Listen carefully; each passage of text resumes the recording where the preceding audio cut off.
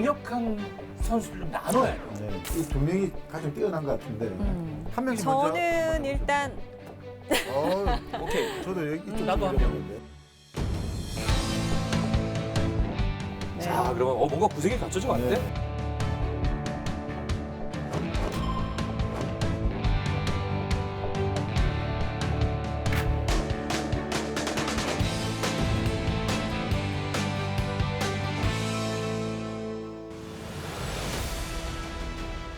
청소년이여 토론하라. 안녕하세요. 토론쇼 21세기 소년소녀 MC 조우종입니다. 심사위원 한 명당 키워드 토론 평가 30점 만점, 본격 토론은 70점 만점으로 합산 100점 만점이 되죠. 가장 높은 점수를 획득한 학생이 파이널 스테이지에 올라가게 됩니다. 그리고 3번에 걸쳐 펼쳐지는 MVP 스테이지에서 탈락한 9명의 학생 중 가장 높은 점수를 받은 단 한 명의 학생이 패자 부활하여 파이널 스테이지에 오르게 됩니다. 이후 파이널 스테이지를 통해 최종 우승자를 선발하게 됩니다. MVP 스테이지를 빛내줄 4명의 소년소녀를 소개합니다. 자, 한 분 한 분씩 만나볼게요. 먼저 제 옆에 있는 이준규 학생, 고등학생인데도 굉장히 논리와 말투가 정치인 버금가는 인상적이었다는 말씀이 많은데 그렇게 만들게 된 어떤 비결이 있습니까? 초등학생 때 저희 지역구 국회의원님을 한번 만나 뵙게 됐어요. 네. 근데 거기서 이제 저에게 이런 말씀을 하셨어요. 너는 참 정치인이 될 상이다. 그래가지고 초등학생인데 그래가지고 그때부터 제가 좀 정치에 관심이 많고 그분 나오는 국정감사, 뭐 연설 이런 거 찾아보다가 자연스럽게 접하게 돼서 그게 지금의 저를 이렇게 조금 성장하게 만들지 않았나. 바로 학원에서 배우거나 그런 건 없고 많이 도움이 됐던 거는 오산시라는 시 안에서 토론대회가 좀 많이 열리고 토론의 메카라고도 하거든요. 거기서 이제 초등학교 6학년 때부터 꾸준히 토론대회 참가하면서 거기서 많이 피드백 받고 그래가지고 자연스럽게 확보이 된 것 같습니다. 자, 그리고 김지영 학생 오랜만입니다. 안녕하세요. 아, 김지영 학생은 참 네. 재밌어요. 아, 감사합니다. 표정만 봐도 잘 지냈습니까? 아, 너무 잘 지내서 살이 쪘습니다. 살이요? 몇 킬로 쪘어요? 한 4kg. 4킬로? 네. 아니 크게 변한 건 없는 것 같은데. 아, 진짜요? 예. 감사합니다. 그렇고.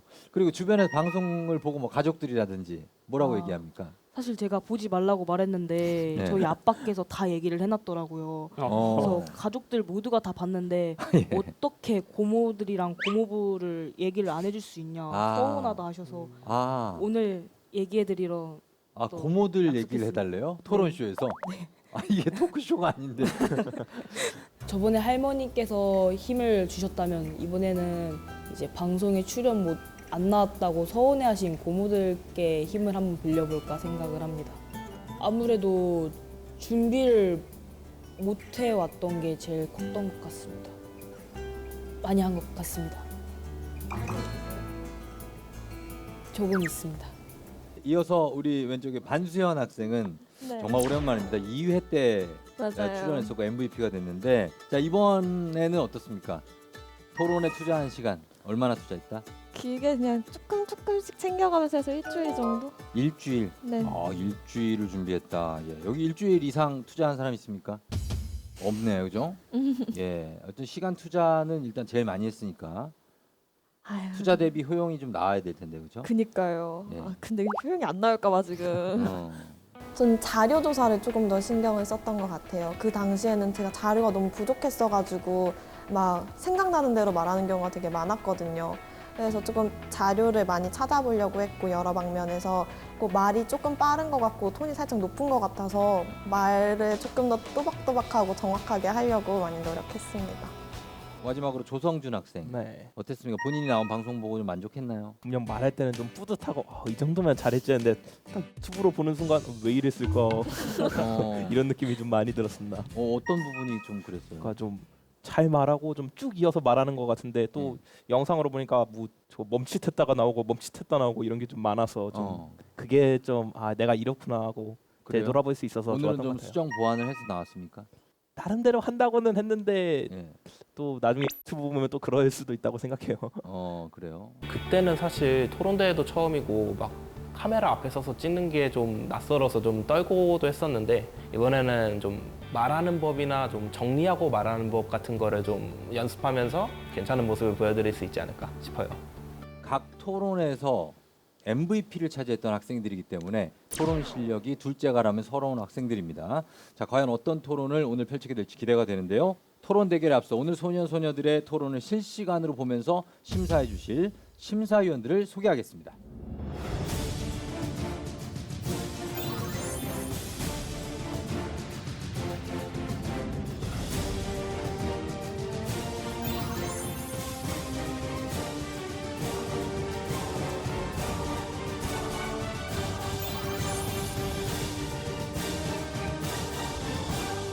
굉장히 극한 직업에 빠져 있는 우리 세 명의 심사위원 잘 지내셨습니까? 네. 많이 피곤해 보이세요, 정박 심사위원님. 대기 기다리고 있었어요. 지난주에 그 심사의 어떤 그 힘듦, 통증, 고통 이런 것들이 아직까지 좀 가시지 않고 있는 것 같은 느낌. 그렇지만 뭐 지난 시간은 워낙 다들 잘했기 때문에 즐거웠어요. 뭐 또 즐거웠기 때문에 즐거운 고통이었죠. 예.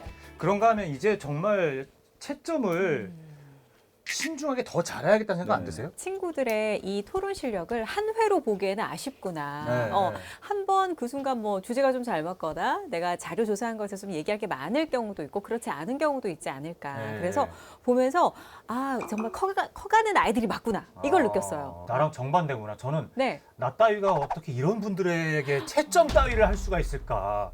놀라셨구나. 너무 아이들이 잘해서. 사실 놀랐어요. 깜짝 놀랐어요. 그만큼 오늘도 두 번째 이제 MVP 스테이지니까 지난주보다 또 좀 더 업그레이드 되지 않았을까라는 생각이 들어서 기대가 더 증폭되고 있습니다. 자, 우리 친구들 또 함께 해보도록 하죠. 4명 중에요. 그래도 2위는 하지 않을까 합니다. 제가 생각하기에는 어느 정도 괜찮은 해외 사례 같은 걸 몇 개 가져올 수 있었던 것 같아서 그런 것 같아요. 저는 일단 잘 들을 거예요. 뭐든 들어야지 내가 반박을 할 수 있는 게 생기는 거라고 생각해서 일단 잘 듣고 그거에 대해서 차분하게 자료를 정리를 해서 반박을 하려고 더 노력할 것 같습니다. 그러면 또 다른 근거를 또 들고 와서 한 번 더 했을 때도 반론이 안 됐을 시에는 깔끔하게 인정을 하는 걸로 해서 다른 주제로 넘어갈 생각입니다. 저의 약한 모습을 먼저 건드렸기 때문에 저는 더 반대측의 약한 모습들을 더 건드릴 것 같습니다. 뭐 다 신경 쓰이기는 한데 뭐 크게 그렇게 신경 쓰이는 친구는 없는 것 같아요. 다 잘할 것 같아서. 네, 그렇게 생각을 하는데 제 개인적인 바람입니다. 뭐 MVP라고 하기보다는 뭐 우승 이런 것보다는 즐길 거고 최대한 열심히 할 거고 전과는 달리 조금 더 지적인 모습을 보여드리지 않을까. 이번에는 그런 실수를 만회해서 더욱 좋은 모습을 보여드리도록 하겠습니다.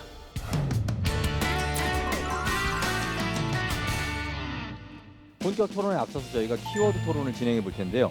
자, 저희가 지금 이 박스를 좀 올려보겠습니다. 자, 이 안에 공이 들어 있습니다. 키워드가 적힌 공인데요. 제가 뽑아서 제시된 키워드와 관련된 질문을 드릴 겁니다. 자, 심사위원 여러분들이 이번 토론을 통해서 학생들의 창의력 그리고 논리력을 평가하고요. 우수한 학생에게 최대 30점까지 점수를 드릴 수 있습니다. 지금 여기가 진정한 창의력을 볼 수 있는 건 맞는 것 그렇죠. 같아요. 맞습니다. 논리력도 네. 논리력이지만. 첫 번째 키워드는 자, 오, 야, 1억이 나왔습니다. 1억. 자, 1억에 대한 질문은 바로 통장 안에 든 돈 1억을 하루 만에 가장 많이 불리는 방법은? 입니다. 자, 과연 어떤 답변들이 나오고 토크를 이어갈지. 제가 먼저 해볼까요? 수연양, 예. 저라면 일단 지금은 빚이 없지만은 일단 예. 빚부터 갚을 것 같아요. 빚은 이제 계속 붙잖아요. 이자가? 네, 이자 계속 붙잖아요. 네. 그러니까 빚을 이제 청산을 하고 이제 그 남은 또 돈이 또 남을 거 아니에요, 조금. 그걸 그렇죠. 가지고 막간 투자를 한번 막 주식을 해본다든지 어디 네. 좀 투자를 해보는데 쓰지 않을까. 그러면 장기적으로 봐서도 늘리는 방법이기도 하고 예. 그럴 것 같습니다. 빚을 갚는다. 네. 지금은 빚이 없는데 네. 그때 되면 생길 것 같아요. 그래도 막 보니까 막 학자금 대출이라던가 막 이런 걸로 빚이 생길 수밖에 없는 상황이기도 하더라고요. 그래서 대출을 일단 갚는다. 네. 갚는 것이 곧 돈을 버는 것이다. 네. 알겠습니다. 아니 근데 저거 우픈 게 현대 생활하다 보면은 집 마련이라는 게 대출 안 끼고 살 수가 없잖아요. 그렇죠. 평범해서는. 그죠. 빚부터 갚는 게 가장 네, 효과적인 웃고. 재테크죠. 맞죠. 이자 나가는 것보다. 그렇죠.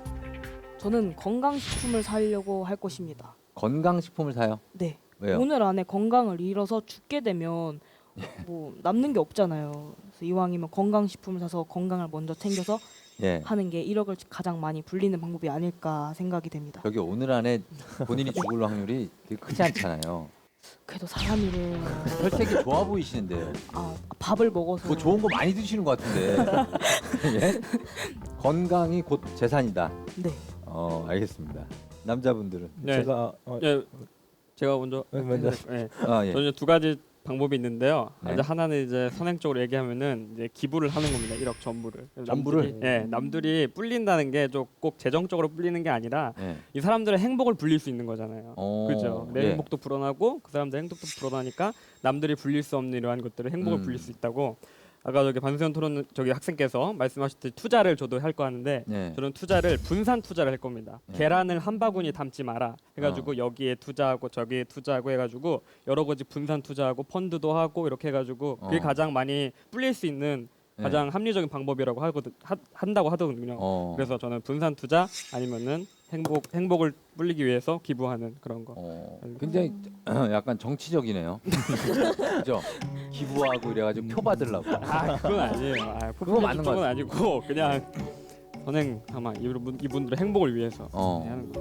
야, 뼛속까지 정치인이네 저 친구. 유권자 관리하는 거 아니에요? 아 그렇네요. 네, 지금 포장을 또 그렇게 하고 있는 거야 지금. 저는 이제 1억이 들어오면은 이제 상황이 어떤지 한번 보고 요즘 상황을 보면은 뭐 예금이나 적금을 들어도 딱히 제로금리라고 하죠. 뭐 다 떼서 남는 것도 없고 그렇다고 제 성격에 어디에 투자를 하면 오히려 잃어서 막 1억에서 7천, 7천에서 4천 이런 현상이 나타날 것 같아서 저는 하루 만에 가장 많이 불릴 수 있는 방법이면 그 돈 그대로 제가 안고 있는 게 가장 많이 벌 수 있지 않을까 싶습니다. 뭔가 재치발랄한 대답은 좀 없던 것 같아요. 좀 소극적인 느낌이 드네요, 그죠? 1억 가지고 어떤 사업을 하겠다라든지 뭘 하겠다 이거보다는 지키고 빚을 갚고 뭐 기부를 하고 아직 기본적으로 돈도 써본 놈이 쓴다고 안 써봐서 그럴 거예요. 친구들이 어떻게 불려낼지 몰라. 자, 하나 더 보겠습니다.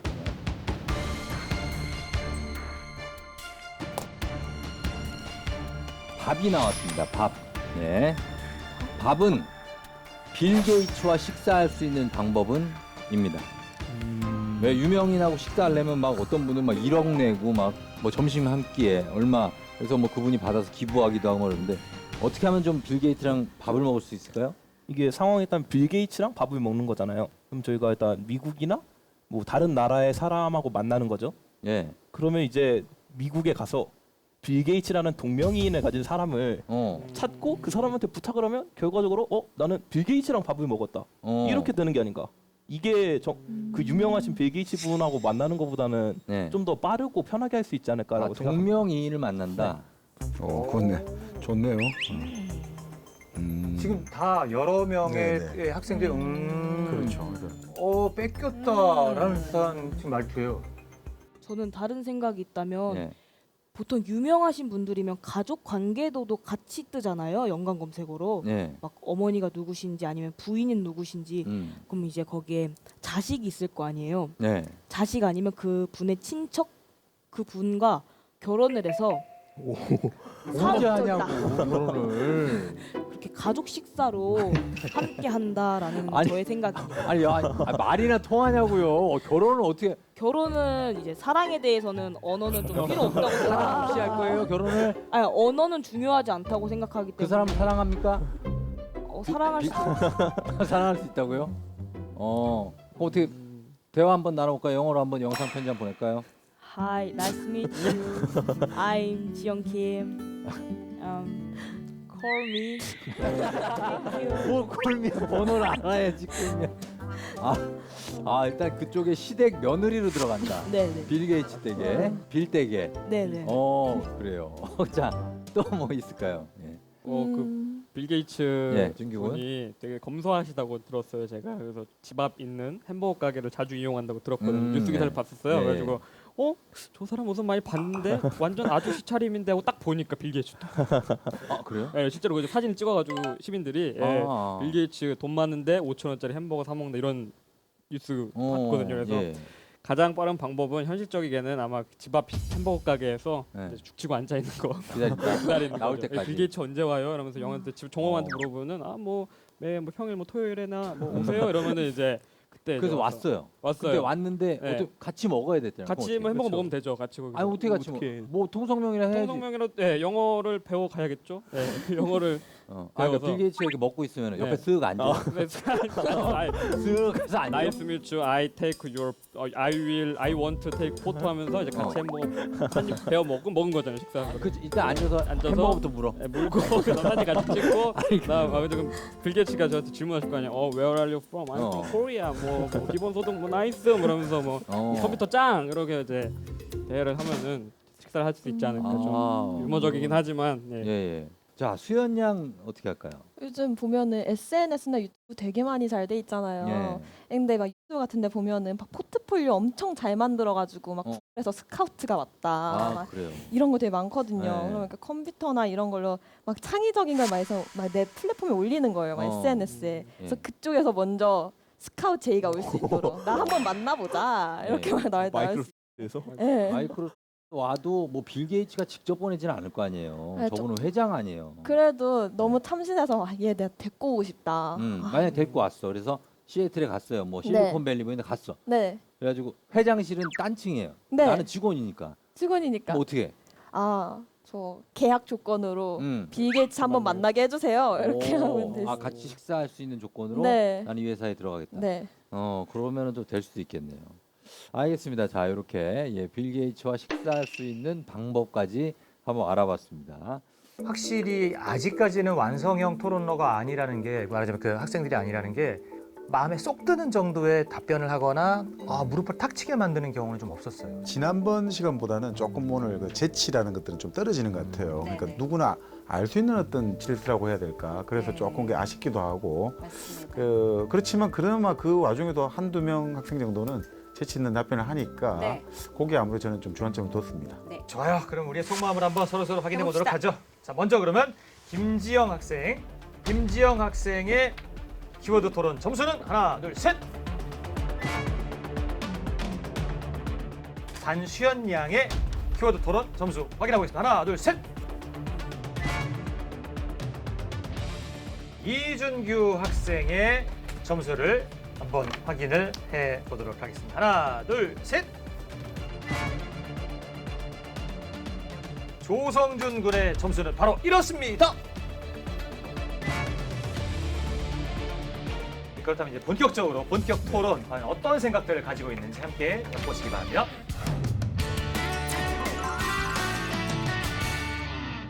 최대 70점의 점수가 걸린 본격 토론입니다. 오늘 이야기 나눠볼 주제는 바로 기본소득제 찬성한다, 기본소득제 반대한다 이겁니다.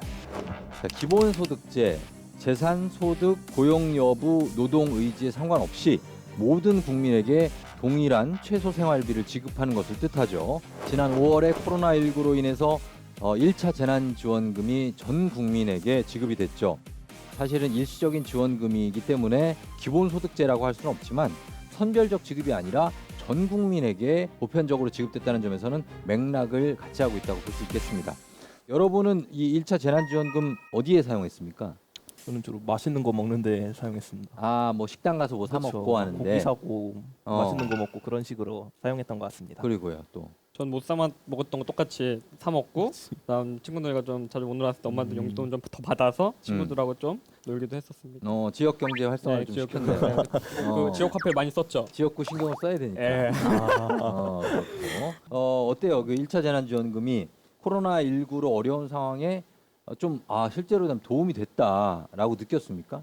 네. 어느 정도는 매우 느꼈어요. 지역 그 식당 가서 친한 이제 할머니가 하시는 식당 갔는데 가서 이제 국밥 소머리 국밥 하나 먹었는데 근데 코로나 때문에 많이 힘드시죠 물어봤어요 제가 그때 뭐 괜찮아 뭐 지역 카페 오색전 나와가지고 뭐 명절 대목이 뭐 2주 뭐 늘어난 것 같아 명절 대목 같아라고 하시는 거예요. 그 말 듣고 이거다라는 생각을 많이 했었죠. 그러면서. 그래요. 이제 소비가 약간 소비가 좀 활성화됐다는 게 좀 그 현장에서 체감이 됐다고 하더라고요. 그래요? 저는 반대의 경우로 소상공업자, 뭐 PC방 노래방 하시는 분들이 되게 피해를 많이 받았다고 해요. 근데 모두에게 똑같이 100만 원을 줬고 뭐 따로 지원을 받는 제도도 있었겠지만 그래도 제가 생각하기에는 모두에게 주는 게 아니라 차라리 피해를 좀 많이 보는 소상공인을 다시 살려야 경제가 어느 정도 바로 잡히지 않을까 이런 생각을 했습니다. 사실 그럴 수 있죠. 그 경기도에서 소상공인들을 지원하겠다고 이준용 지사가 얘기를 했었어요. 근데 소상공인 그 저기 자영업자 단체가 반대를 했어요. 매출을 올려달라. 우리 지원하지 말고 시민들에게 나눠줘서 우리 매출을 올려달라 이 말을 했었던 거거든요. 그래서 그러한 현장 이야기도 있다는 점 참고해 줬으면 되겠습니다. 그래요. 재난지원금처럼 이렇게 일시적으로 지급하는 게 아니고 모든 국민에게 최소한의 생활비를 지급하는 동등한 어떤 기본소득제 개념으로 가자라는 게 이준규, 김지영 학생의 입장인 거죠? 네. 그렇죠? 그리고 반수현, 조성준 학생은 사실 이것은 좀 반대한다. 나는 좀 다른 생각을 갖고 있다라고 얘기를 했습니다. 자, 그럼 여기에 대해서 한번 얘기를 해보도록 하겠습니다. 먼저 준규 학생. 저는 기본소득제를 꼭 도입해야 된다고 생각을 합니다. 왜냐하면 이건 복지제도라는 개념보다는 복지형 경제 성장 정책으로서 도입을 해야 된다고 생각해요. 우리나라는 4차 산업혁명 시로 지금 새로운 시대를 맞이하고 있다고 합니다. 인간의 노동을 인공지능이 로봇이 대체하고 있습니다. 산업통계 분석 시스템에서 지난 30년간 한국 제조업 고용과 그리고 부가가치 성장에 대한 궤적을 분석을 해봤는데요. 1990년대부터 고용률은 100%에서 110%를 웃도는데 돈, 부가가치는 즉 700%를 점점 이렇게 올라가더라고요. 이거를 경제학적 용어로 생산성이 높아졌다. 한계 생산비가 0이다라고 합니다. 저는 개사라고 하죠. 글이고 즉 뭐 이런 식의. 네, 그럼 그 악센트 포인트 주는 것도. 그러니까 글을 쓸 때는 그런 것들이 좀 쓸데없는 그 단어가 되는데 말을 할 땐 그게 필요하거든요. 이러한 경제 위기 상황 속에는 과거에는 기업, 즉 공급을 지원하는 소위 말하는 낙수 효과를 노렸었는데요. 현 시대에는 이러한 경제 위기를 극복하기 위해서는 맞지 않는 정책이라고 생각합니다.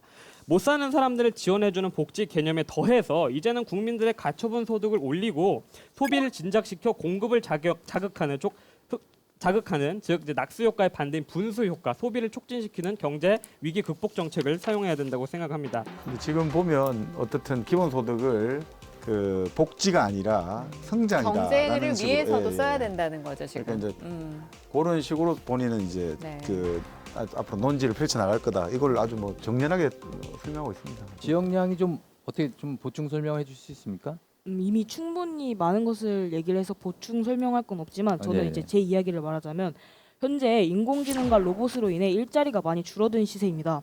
앞으로 10년간 일자리가 700만 개가 소멸된다고 하는데 이것은 4차 산업혁명으로 노동자 3명 중 1명이 실직할 수 있다는 얘기를 하고 있습니다. 이렇게 되면 일해서 돈을 벌기가 어려워지기 때문에 실직한 사람들이 다시 일을 할 수 있는 교육 및 최소 생활비가 꼭 필요하다고 생각합니다. 특히 이번에 예상치 못했던 코로나19 사태를 겪으면서 앞으로 또 어떤 어려운 일이 닥칠지 모르기 때문에 지금부터 기본소득제를 찬성을 해야 나중에를 위해서 저희가 미리 준비할 수 있다. 그래서 찬성 입장을 선택했습니다. 기본소득이 필요하다는 걸 4차 산업혁명만 갖고 하지 말고 역사에서 사례를 찾아봐야 되거든요. 예를 들어 로마 같은 경우도 로마 시민들이 일자리가 사라졌단 말이에요. 전쟁을 안 하니까. 그럴 때 먹고 살기 위해서 결국 빵과 스크스를 제공했단 말이죠. 그러니까 그 당시에도 또 기본소득이 있었단 말이죠. 그러니까 역사에도 그런 것들이 나와 있다는 식으로 연구를 하면 좋겠죠. 사실 지금 우리가 그 재난지원금 받고 하는 게 선별적 복지고 사실 가난한 사람들이 더 많은 복지 혜택을 받는 것도 뭐 선별적 복지라고 할 수가 있겠죠, 그렇죠? 그리고 부자들이 뭐 세금을 좀 더 많이 내는 거 이런 게 다 선별적 복지인데 거기에 대해서 이제 찬성하시는 분이 두 분이잖아요, 그렇죠? 먼저 기본소득제는 어떠한 일적 자격 심사를 하지 않고 일률적으로 모든 사회 구성원에게 일정한 돈을 주기적으로 평생 지급한다는 점에서 기존의 사회복지 프로그램과는 근본적으로 달라요. 이미 기본소득제를 시행하려고 했던 국가들이 있는데요. 미국 알래스카주, 캐나다 온타리오주, 핀란드 등의 나라에서 모두 실패하였습니다. 즉 현재 이 제도를 시행하고 있는 나라가 없다는 거죠. 실패하는 대다수 사례는 재원 부족입니다. 기본소득제는 결과적으로 국민들에게 세금 납부를 급증시키지 않는 이상 재정 마련의 또 다른 이유로 국채를 발행하게 될 것인데요. 결국에 나라 밑으로 국민들에게 돈을 지급하여 장차 미래 세대에게 큰 짐을 안겨준다는 이유에서 저는 반대합니다.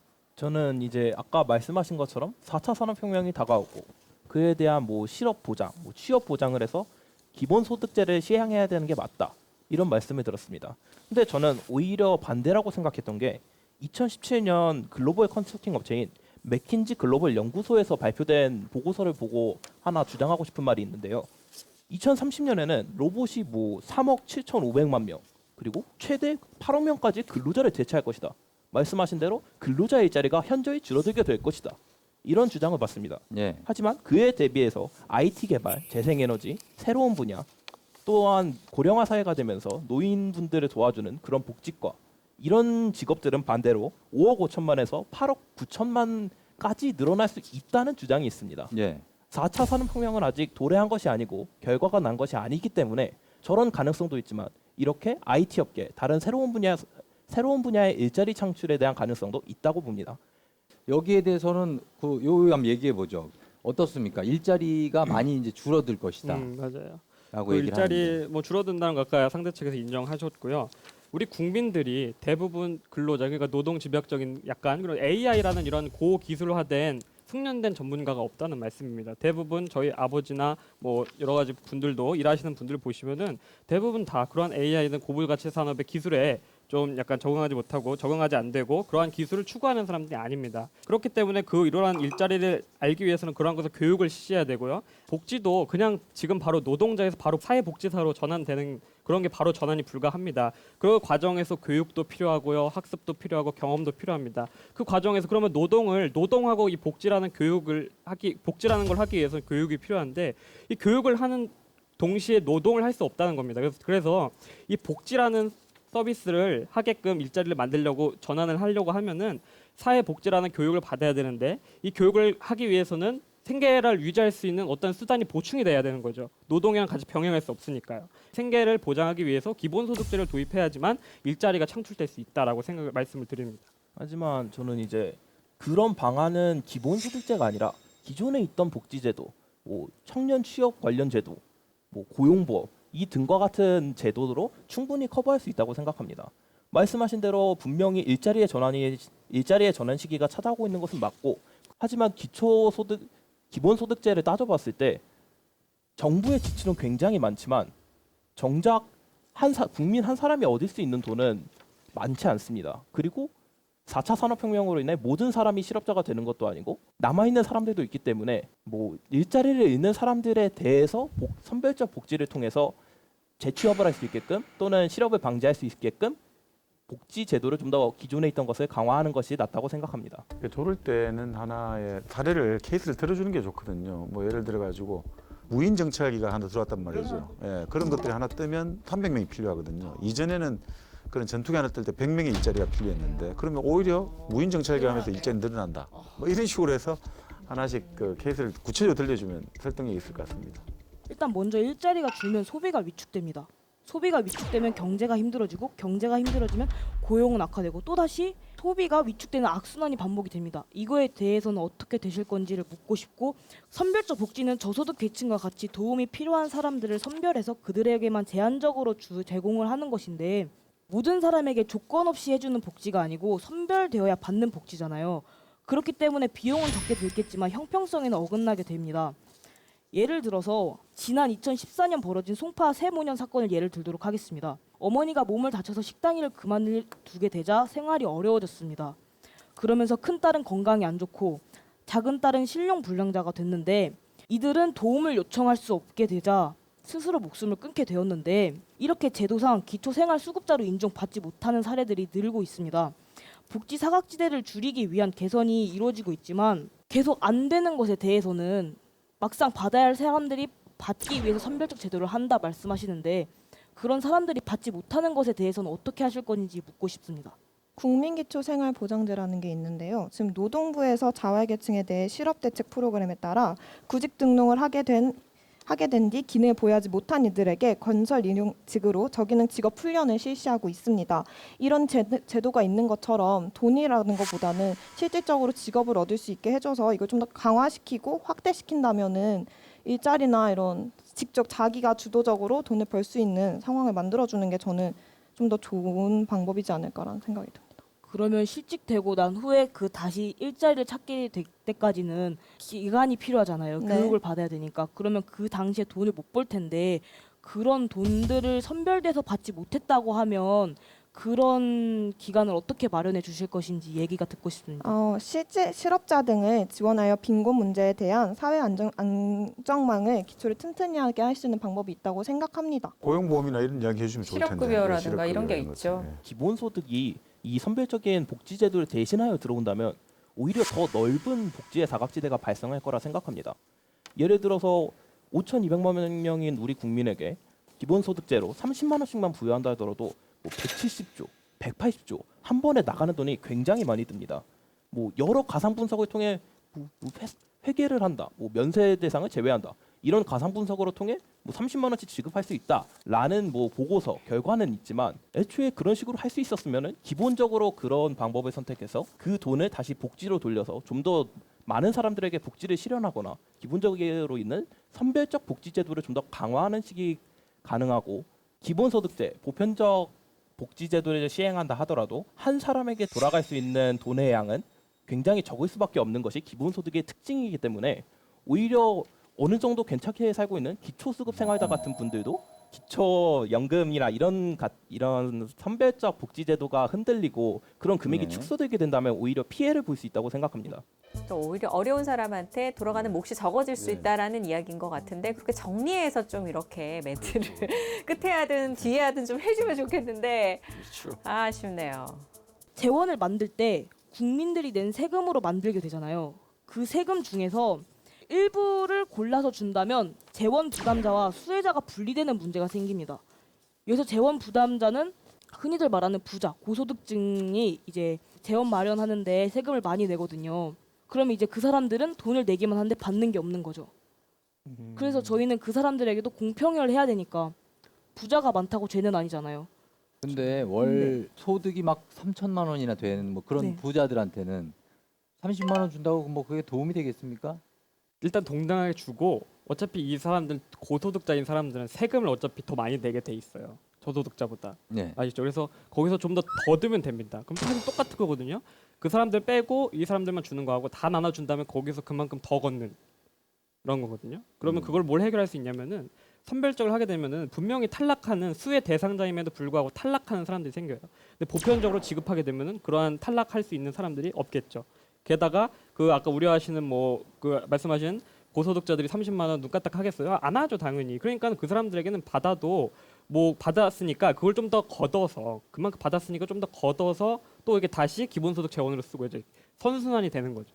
그러니까 내가 30만 원 줬지 300만 원 내나 이거네요, 그죠? 근데 사실 안 받고 내는 거보다 그거라도 받고 내는 게 이왕 낼 거면. 이은영 회사 심사를 하셔야지 거기 토론을 하고 있으면 어떡해요. 아니, 굉장히 투표하고 싶어요. 빠져들어가지고 지금.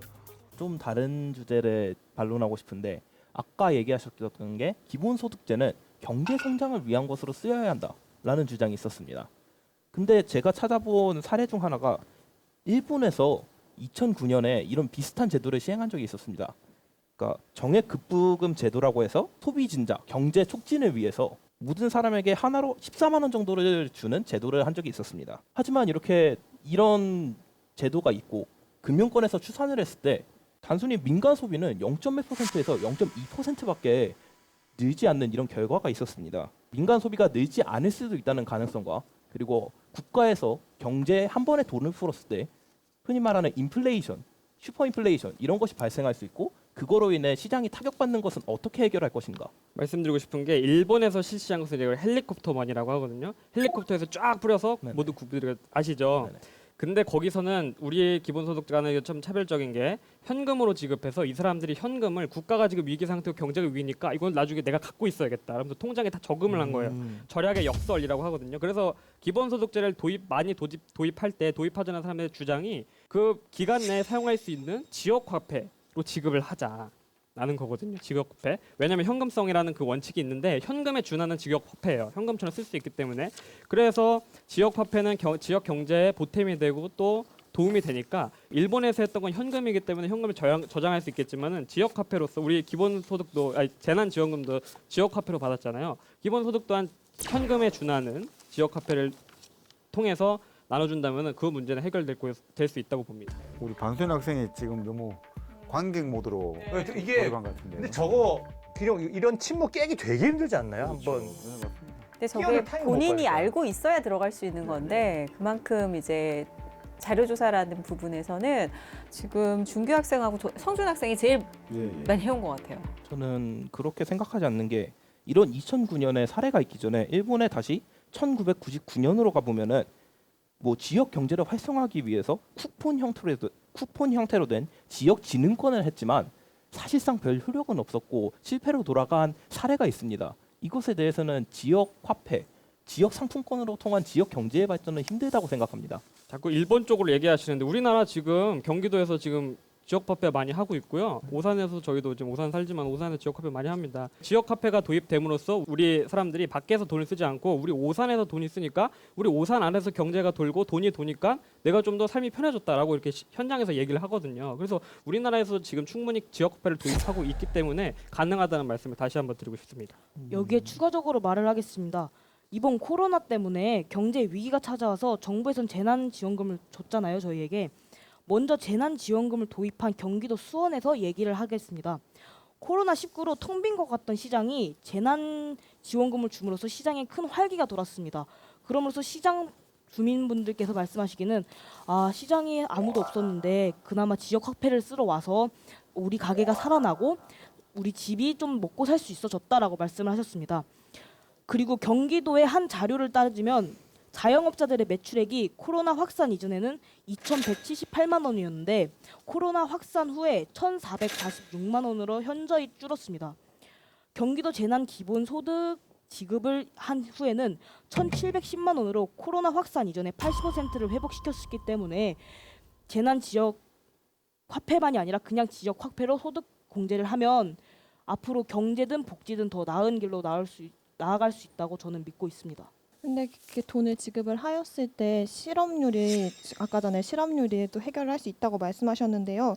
실업률이 해결된 사례는 거의 없습니다. 보면은 보통 실업자들이 실업 수당에만 의존할 수 있도록 현 복지제도를 개선을 하려고 했던 게 핀란드 기본 소득 실험인 거 아시죠?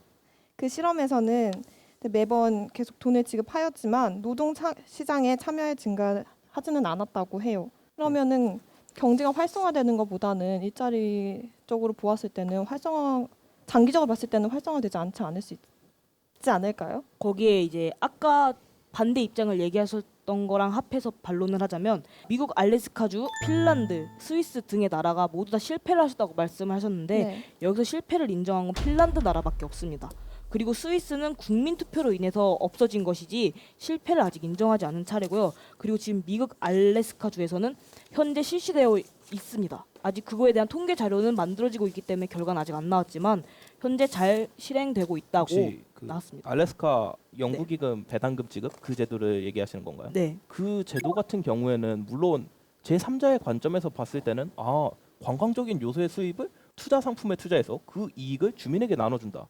참 좋은 제도지만 우리나라 시점에서 적용하기에는 우리나라에서 관광 수입을 투자 상품으로 돌려서 이익을 분배한다.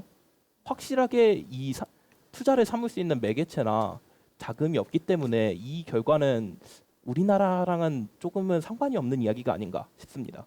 그래도 뭐 어쨌든 각각의 주장이 돼가지고 서로 이 반론하는 과정에서는 한치 물러섬이 없네요. 그러니까 근데 확실히 지난주하고 또 맛이 달라요. 네. 그렇다면은 기본소득제 한 가지만 물어보겠습니다. 기본소득제를 찬성하신다면은 매월 얼마씩 줬으면 하는 바람이신 겁니까? 저는 이제 지금 현재 있는 기초수급자들이 월 50만 원 정도를 생각을 하고 있어요. 전 국민에게 월 50만 원을 계속 주는 겁니까? 평생? 그렇죠.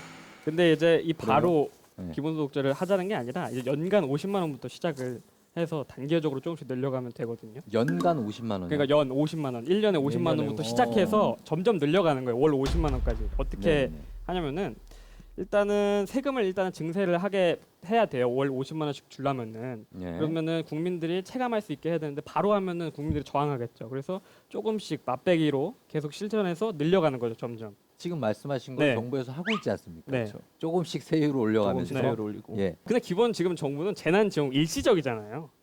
아니 세금 정책은 비슷한 거 인정합니다. 인정하는데 단계적으로 늘려가서 월 50만 원까지는 제가 생각하고 있습니다. 아무 일 안 하고 그냥 놀고 그래도 50만 원은 줍니까? 그렇죠. 이제 기본 선을 보장해 주는 거죠. 저는 솔직하게 얘기해서 이런저런 이유의 문제로 국민들에게 그런 거를 만회할 수 있는 기회를 주겠다 라면서 월 50만 원을 주기에는 세금이 늘어나는 기업 입장에서도 힘들고 여러 세로 인해 힘들어하는 국민이 생길 수도 있으며 더군다나 그 지급되는 금액은 지금 선별적인 복지제도와는 너무 금액이 다르고 낮기 때문에 오히려 금액을 끌어모아서 선별적인 복지제도를 좀 더 강화시키고 개편시키는 게 낫지 않나라는 생각을 합니다.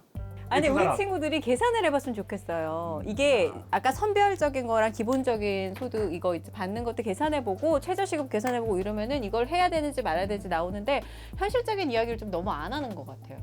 뭐 세율을 어떻게 마련하냐 이 말씀이신 것 같은데 이 국토 보유세라는 것을 통해서 일부 떼서 국민들에게 전부 나눠줄 수 있는 이러한 제도들이 있다는 것이거든요.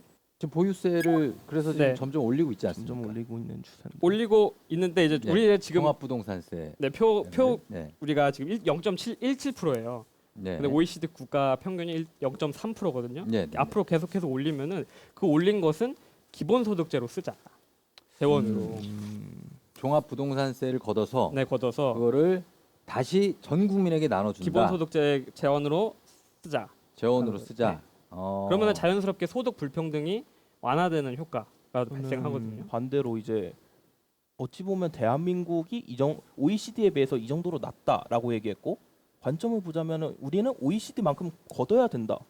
이런 느낌으로 가고 있는데 지금 당장도 세율을 올리고 있고 돈을 많이 가진 사람들은 왜 이렇게 세금을 많이 내지? 라면서 뭐 좀 부당해하는 생각을 가지고 있는데 세율을 올리고 있는 마당에서 기본소득제라는 명목하에 세금을 더 올리게 되면 그 사람들은 오히려 좀 한국을 떠나고 싶어하거나 실제로 기업이 해외로 떠나는 사례가 많기도 하고 그렇기 때문에 이렇게 되면 우리나라의 경제가 조금씩 지반이 흔들리고 무너질 수 있는 제도가 되는 게 아닌가 기본소득제가.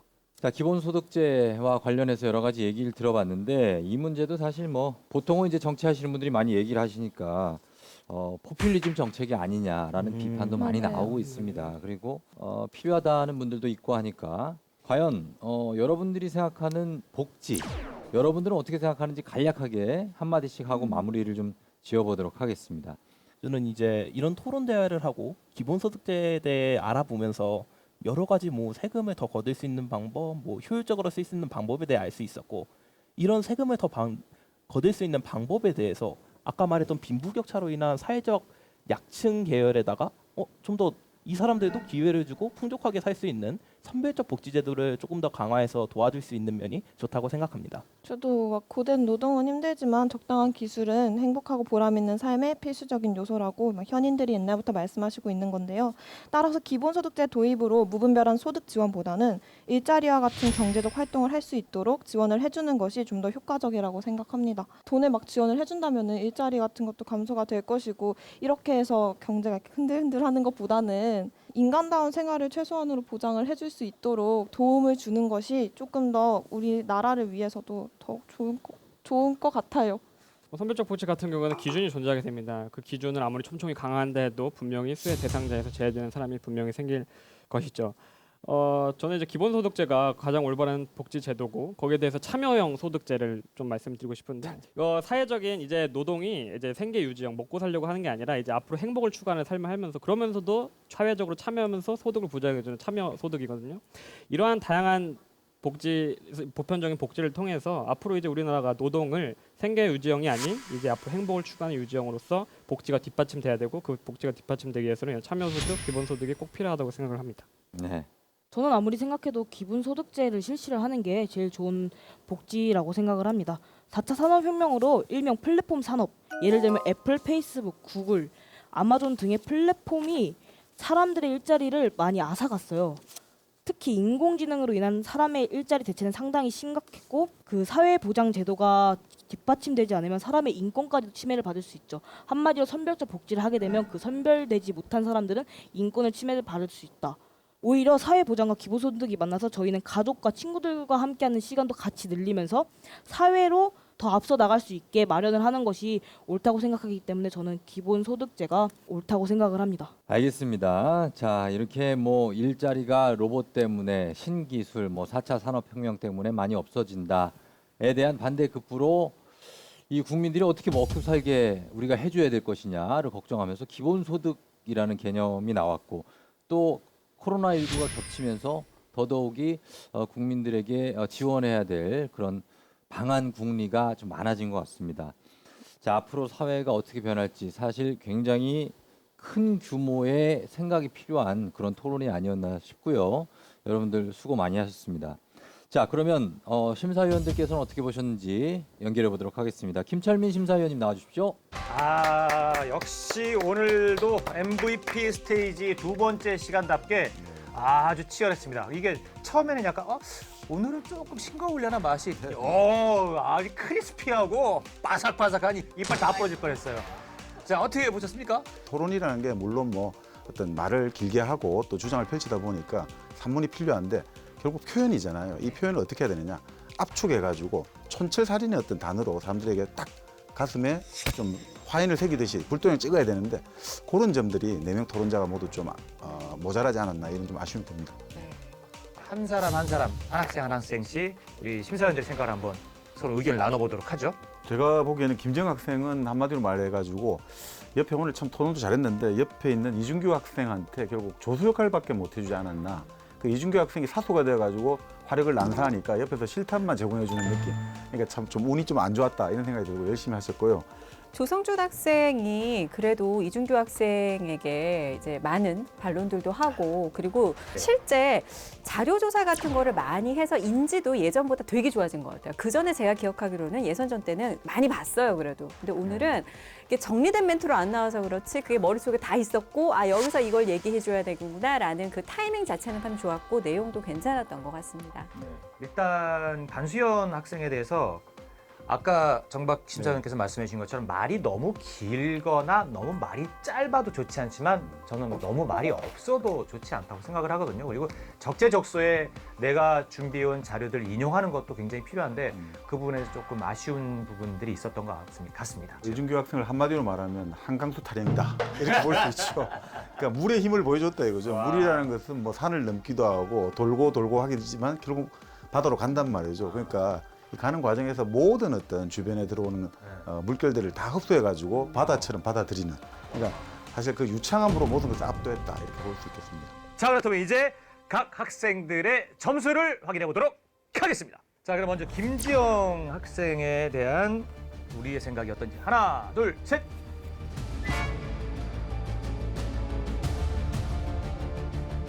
자, 이준규 학생의 본격 토론 점수는 하나, 둘, 셋.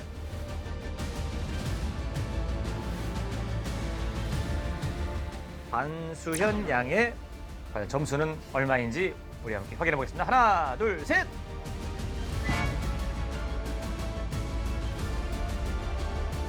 조성준 학생에 대한 우리 심사위원들 생각은 어떤지 여러분께 알려드리겠습니다. 하나, 둘, 셋.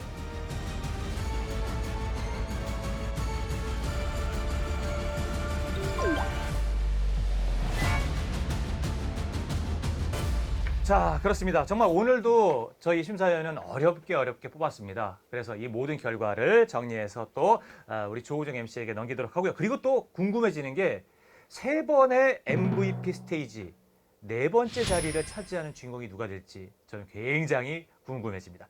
조우정 MC 받아주십시오.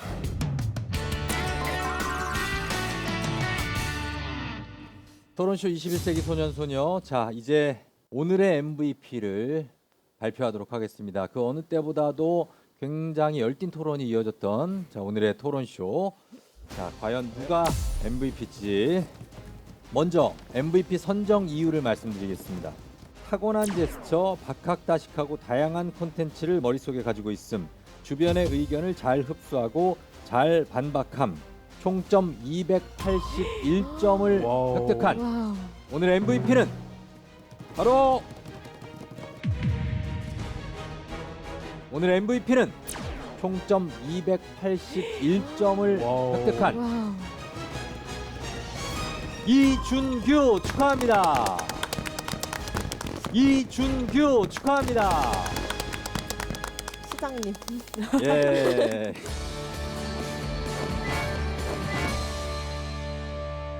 이준규 학생이 오늘의 MVP로 선정됐습니다. 자, 소감 한 말씀 부탁드립니다. 울어요? 아니요. 소감 한 말씀 부탁드립니다. 이게 사실 기본소득이라는 게 지금 어른들도 이렇게 열심히 싸우는데 우리가 지금 여기 앉아서 이렇게 하는 게 저는 이게 좀 늙은 것 같아요. 아까 시작할 때보다. 힘들었어요. 그래가지고 나는 네. 근데 이러한 기본소득제가 어떻게 학생들은 생각하는지 좀 궁금했거든요. 나 말고 다른 친구들은. 근데 다른 친구들은 어려워하니까. 근데 이렇게 관심 가주신 분들이랑 이렇게 재미있게 토론하고 할 수 있어서 굉장히 좀 즐겁게 토론해서 가는 것 같아서 좀 뿌듯하고 굉장히 MC하고 계신 분들께 굉장히 감사하다는 말씀 드리고 싶어요. 예, 자 그래요. 축하드리면서 우리 다른 학생들은 오늘 토론 어땠습니까? 한 말씀씩 들어보겠습니다. 성준군 아주 열띤 토론을 두 분이서 오늘 해줬었는데 명목상으로는 뭐 좋은 경험이었던데 진짜 그냥 속 털어놓고 하면은 아 좀만 더 했으면 이기지 않았을까 이런 마음도 들긴 했죠. 사람이니까. 조금만 내가. 근데 또 중교 학생 말하는 거 보고 다른 학생 말하는 거 보니까 예. 아직 내가 말하는 거 잘하는 건 아니고 그냥 흥미가 있고 조금 관심이 있는 것뿐이구나. 좀 자아 성찰을 좀 할 수 있는 계기가 되는 것 같아요. 야 여기서 긴급 제안. 우리 조성준 군 점수 한번 몇 점인지 위에 한번 좀 물어봐 주십시오. 이 간만에 차라고 본인이 얘기하거든요. 자 우리 심사위원 여러분들이 조성준 군 점수 지금 이준규 군이 281점이거든요. 그러면은 간발의 차라고 하면은 보통 한 280이나 아니 279 정도, 그죠? 그 정도 아서 252? 아니 이게 간발의 차라고 하기엔 성준 군. 발이 좀 넓은가 봐요. 차이가 좀 많이 나는데. 알겠습니다. 예, 조금 차이가 났습니다만 그래도 우리가 볼 때는 진짜 너무 멋있었죠. 정말 멋있었고 아쉬웠습니다. 예. 자, 우리 수연 양은 오늘 어땠습니까? 와 진짜 정말 걱정 많이 하고 왔거든요. 말을 잘한다는 걸 알고 있었어서 와 역시 말을 잘하시네요. 진짜 굉장히 근데 많이 배운 것 같고 내가 아직 많이 부족하구나라는 것도 많이 느꼈고 그냥 진짜 좋은 경험이었던 것 같아요. 재밌게 즐긴 것 같기도 하고. 네, 감사합니다. 네. 자, 그리고 우리 웃음의 뭐 전도사, 희망 전도사 우리 김지영 양. 사실 예선전 때 노래 부를 때보다 더 떨렸거든요. 그때. 이제 촬영하는 내내 심장이 계속 쿵쾅쿵쾅 돼가지고 말이 나오다가도 혼나가지고 사실 저는 올라갈 욕심은 없고 후회 없이 하고 오자 이 마음이어가지고 아쉬움이 조금 남지만 후회는 안 하기 때문에 오늘 만족하게 잘 토론한 것 같습니다. 자, 오늘 토론쇼 21세기 소년소녀 MVP 최종 MVP는 이준규 군이었습니다. 다시 한번 축하드립니다. 자, 파이널 스테이지를 여러분 기대해 주시면서 토론쇼 21세기 소년소녀 오늘은 여기서 마치도록 하겠습니다. 여러분 다음 주에 다시 만나요. 가족들 모두가 다 봤는데 어떻게 고모들이랑 고모부를 얘기를 안 해줄 수 있냐 서운하다 하셔서. 자, 고모들한테 한마디 하고 시작할까요? 첫째 고모 잘 지내시죠? 저 나왔어요. 나중에 설 때 한 번 더 보여드릴 거고요. 둘째 고모 안 본 지 오래됐네요. 셋째 고모 거기서 잘 계시죠? 넷째 고모 안녕히 주무시고. 다섯째 고모 보고 싶고요. 막내 고모 보고 싶어요. 이 프로그램에 참여한 분들에게 필로샤인에서 여드름 기능성 화장품을 드립니다.